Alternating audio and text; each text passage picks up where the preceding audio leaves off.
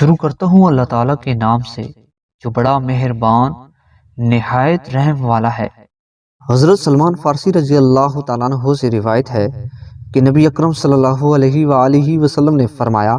اللہ حیا والا اور سخی ہے۔ اسے اس بات سے شرم آتی ہے کہ جب کوئی آدمی اس کے سامنے ہاتھ پھیلا دے وہ اس کے دونوں ہاتھوں کو خالی اور ناکام و نامراد واپس کر دے۔ حضرت ابو ذر رضی اللہ تعالیٰ عنہ کہتے ہیں کہ میں نے رسول اللہ صلی اللہ علیہ وآلہ وسلم کو فرماتے سنا، عالم کے لیے آسمان و زمین کی تمام مخلوق مغفرت طلب کرتی ہے، یہاں تک کہ سمندر میں مچھلیاں بھی۔